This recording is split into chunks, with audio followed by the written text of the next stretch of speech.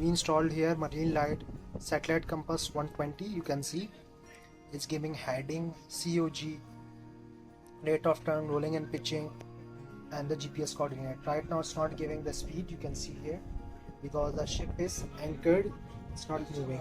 You can see the UTC here, it's the touch screen.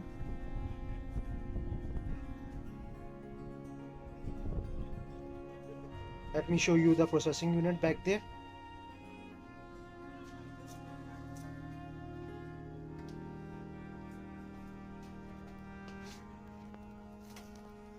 You can see we installed a processor unit here and the enemy buffer here for interfacing.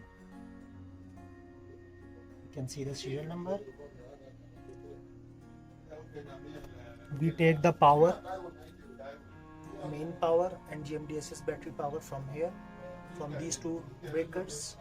You can see. Let me show you the antenna up there.